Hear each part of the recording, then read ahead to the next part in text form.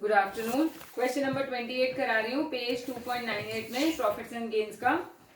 Profit following is the profit and loss account of mister A हमें दिया हुआ है, और एडिशनल इंफॉर्मेशन में काफी सारी चीजें दी हुई हैं, और calculate business income of mister A लिखा हुआ है। तो कैलकुलेट करते हैं। Calculation of business income of mister A.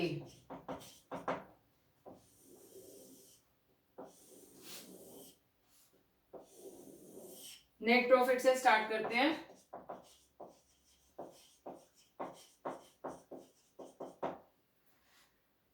$1,52,700 दिया हुआ। एड इन एडविजिबल एक्सपेंसेस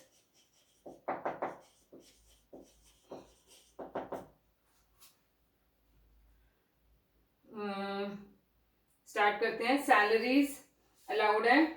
डेप्रिसिएशन के बारे में हमारे को कुछ दिया हुआ है, ये सेकंड पॉइंट में दिया हुआ है, तो वो हम उसको ऐड बैक कर देते हैं, ये वाली डेप्रिसिएशन को। 25,000। ट्रैवलिंग एक्सपेंसेस अलाउड है। एक्सपेंडिचर ऑन फेस्टिवल भी अलाउड है। लॉस जो एम्बेजलमेंट बाय एम्प्लॉई है, नॉर्मल लॉस गिना जाता है। इंटरेस्ट, लीगल एक्सपेंसेस अलाउड है। Education expenses of his son है, ये पर्सनल एक्सपेंसेस है। Education expenses of son 8,000। Sundry expenses allowed है। अब एडिशनल इंफॉर्मेशन में देख लेते हैं। Salary includes a payment of 8,000 given to an employee outside India and no tax has been deducted at source. India से बाहर जो भी पेमेंट जारी होंगी, चाहे सैलरी है, चाहे इंटरेस्ट है, चाहे कोई भी पेमेंट है, उसका टीडीएस कटा होना चाहिए, तो ही वो अलाउड होगी, अदरवाइज वो नहीं अलाउड होगी। तो ये वाली सैलरी में टीडीएस नहीं डिडक्ट हुआ है, तो इसलिए इसको एड बैक कर देंगे। डेप्रिसिएशन अभी हम कैलकुलेट करना है। Festival expenses include a gift of 2,000 given to a relative on her marriage, तो ये पर्सनल एक्सपेंसेस है।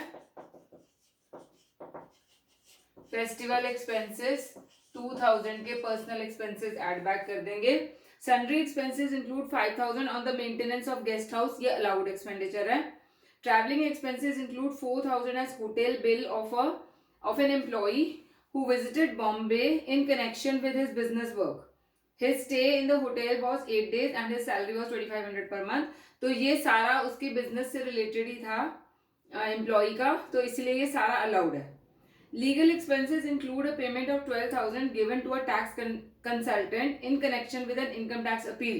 इनकम टैक्स अपील के खर्चे मैंने पहले भी बताया था अलाउड होते हैं, इसका हमने कुछ भी नहीं करना है।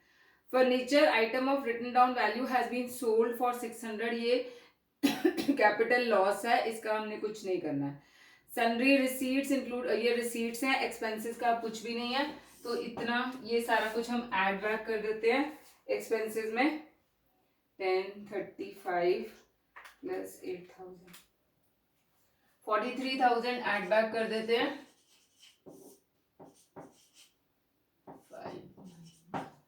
लेस एक्सपेंसेस अलाउड में हमको डेप्रिसिएशन निकालनी है। अब डेप्रिसिएशन कैलकुलेट करते हैं।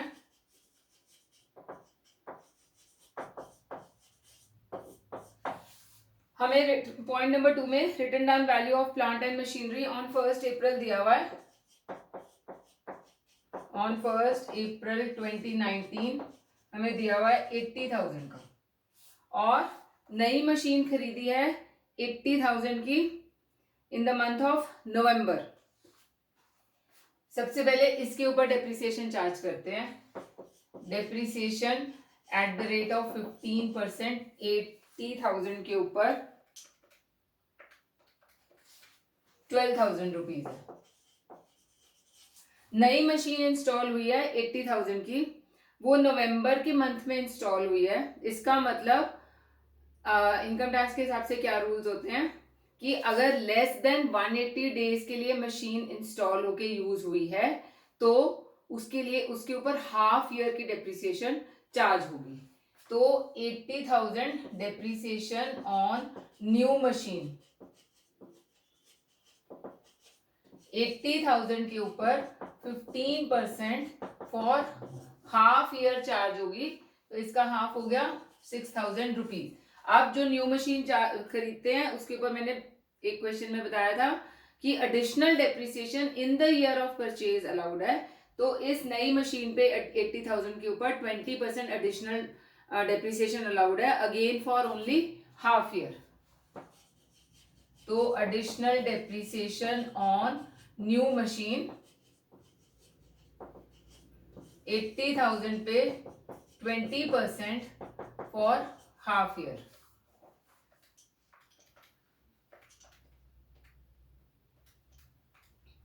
$8,000 टोटल हमारा कितना हो गया? 12 1 8 20 26,000 रुपीज हमारी डेप्रिसिएशन हो गई। ये हमने माइनस करनी है, और कोई एक्सपेंस नहीं है जो एक्सपेंसेस अलाउड में आएगा, तो ये माइनस करके 169,700 आ जाएगा। लेस नॉन बिजनेस इनकम्स कर लेते हैं।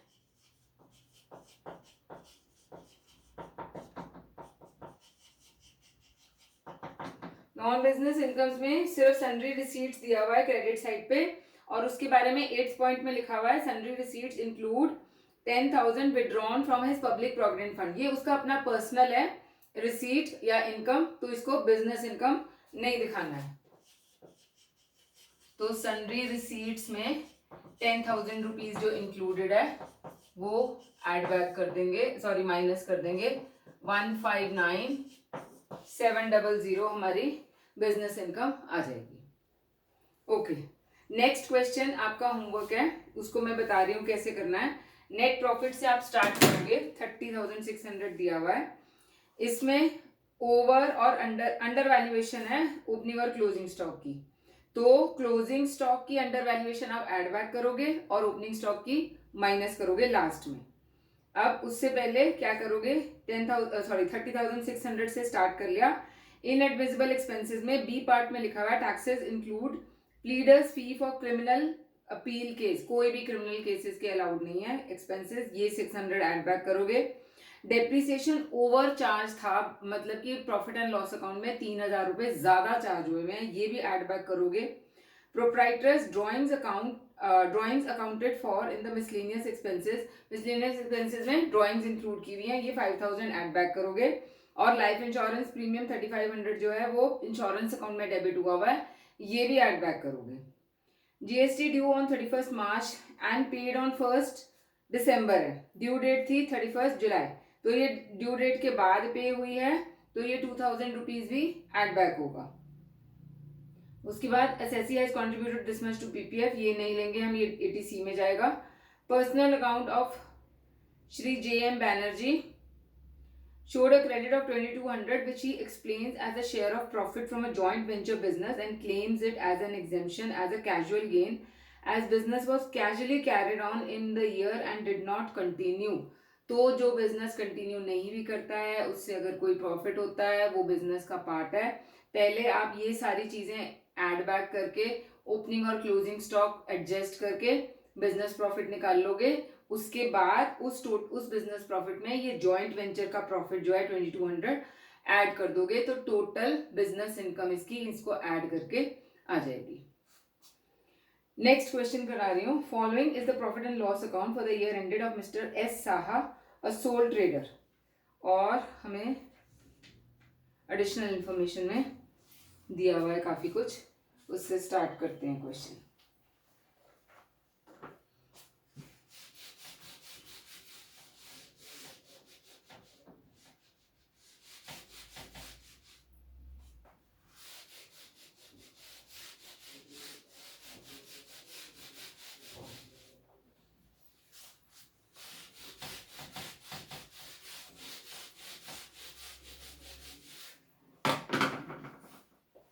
प्रॉफिट एंड लॉस अकाउंट से स्टार्ट करते हैं, नेट प्रॉफिट से, सॉरी। 1,25,000 हमें नेट प्रॉफिट दिया हुआ। अब परचेजेस और क्लोजिंग स्टॉक दिया हुआ है। अब इस क्वेश्चन में देखो जो फर्स्ट पार्ट दिया हुआ है एडिशनल इंफॉर्मेशन का, उसमें सेल्स के बारे में दिया हुआ है, इसीलिए हम पहले उसको ठीक करेंगे. Sales include a value of goods worth rupees 50,000 which were drawn by Mr. Saha for his personal use. तो 50,000 रुपए सेल्स में इंक्लूडेड है. ये सेल उसने खुद को ही करी, उसको सेल्फ करना है, तो इसको माइनस करेंगे हम. Less sale to self 50,000 rupees, ये माइनस करेंगे 75,000 रुपीज आ जाएगा. इसके बाद परचेजेस के बारे में दिया हुआ है. The cost price of such value such goods on the date of transport was 45,000 and their market price was 56,000. इसका मतलब ये जो कॉस्ट प्राइस है इस गुड्स की, ये परचेजेस में भी इंक्लूडेड है. तो इसमें परचेजेस में इसको एज ड्रॉइंग्स हम ऐड बैक कर देंगे. ऐड ड्रॉइंग्स 45,000 के 1,20,000, ये नेट प्रॉफिट है. यहां से हमने अब आगे का क्वेश्चन स्टार्ट करना है. जो हमारा ट्रेडिंग अकाउंट की एडजस्टमेंट थी वो हमने कर ली है. अब डेबिट साइड पे देखते हैं. सैलरीज अलाउड है, रेंट अलाउड है, commission, legal charges, bad debts allowed है, रिजर्व नहीं अलाउड है. तो add inadmissible expenses, reserve for bad debts हमें दिया हुआ है 11,500 का. उसके बाद रिपेयर्स टू मशीनरी अलाउड है. डेप्रिसिएशन के बारे में कुछ दिया हुआ है क्वेश्चन में. यस, ई पॉइंट में दिया हुआ है, तो इस वाली डेप्रिसिएशन को ऐड बैक कर देते हैं 26,500. अदर एक्सपेंसेस अलाउड है. इनकम टैक्स ऐड बैक कर देते हैं 20,000 का. उसके बाद नेक्स्ट अब एडिशनल इंफॉर्मेशन में देखते हैं. कुछ एक्सपेंसेस के बारे में दिया हुआ है. फर्स्ट पॉइंट हमने कर लिया है. Rent includes 3,600 which was charged by Mr. Saha relates to a house which was used as his own residence. तो ये उसके अपना पर्सनल मतलब खुद ही का घर था, उसके ऊपर उसने रेंट दिखा दिया. ये 3,600 ऐड बैक कर देंगे. ये बिजनेस एक्सपेंस नहीं है. Bad debts include 3,000 which were not finally settled as irrecoverable but the same were included in the last year sales. मैंने बोला था बैड डेट्स तभी अलाउड होंगे अगर प्रॉपर एफर्ट्स ली गई हैं उसको रिकवर करने के लिए, और फिर भी वो रिकवर नहीं हुआ है. तो अभी यहाँ पे लिखा हुआ है कि वो फाइनली इररिकवरेबल सेटल नहीं हुआ है, तो उसको हमने बैड डेट्स नहीं ट्रीट करना है, तो ऐड कर देंगे उसको. बैड डेट्स 3,000, अभी वो बैड डेट्स डिक्लेयर नहीं हुए.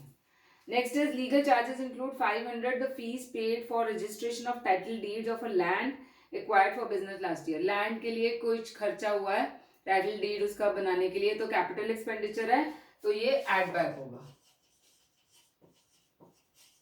500 रुपए. उसके बाद डेप्रिसिएशन और ओपनिंग और क्लोजिंग स्टॉक हमने एडजस्ट करना है. पहले ये सब ऐड कर लेते हैं.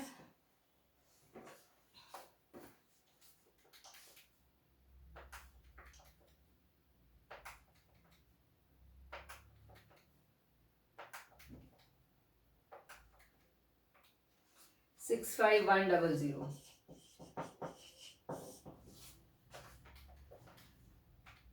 185,100. लेस एक्सपेंसेस अलाउड में डेप्रिसिएशन दी हुई है हमारे को 30,000 की.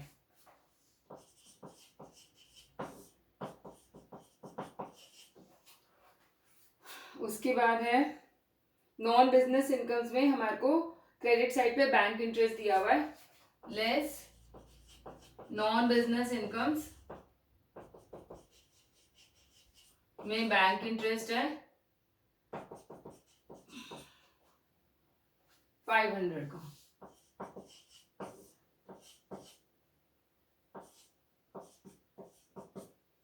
अब ओपनिंग और क्लोजिंग स्टॉक को एडजस्ट कर लेते हैं. दोनों अंडर वैल्यूड है या ओवर वैल्यूड है? अंडर वैल्यूड है 20% बिलो कॉस्ट.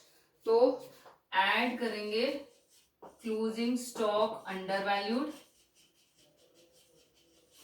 और लेस करेंगे ओपनिंग स्टॉक अंडर वैल्यूड। अब निकालते हैं इसमें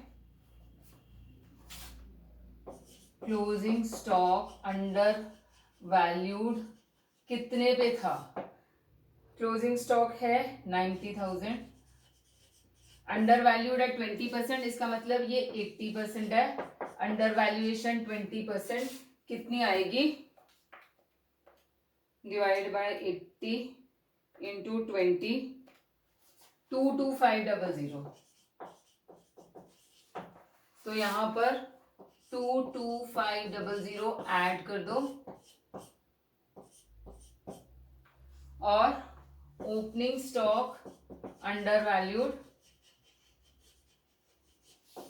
में ओपनिंग स्टॉक कितना है 80,000 डिवाइड बाय 80 इंटू 20,000 आ जाएगा। ये 20,000 माइनस कर दो,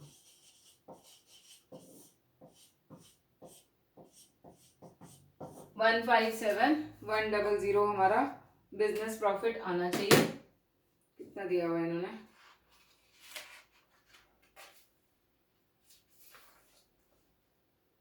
यस ठीक आ गया हमारा बिजनेस प्रॉफिट। तो इस क्वेश्चन में एक सेल्स वाला और परचेजेस का पॉइंट था जो इम्पोर्टेंट, वो मैंने बताना था। तो अब कंटिन्यू करेंगे नेक्स्ट क्लास में। आपको एक ही क्वेश्चन का मैंने होमवर्क दिया है, क्वेश्चन नंबर 29, उसको कर लो। कितने क्वेश्चंस हैं, 41, ओके, ऑलमोस्ट 10 ही क्वेश्चंस रह गए हैं। Okay, will continue in the next class.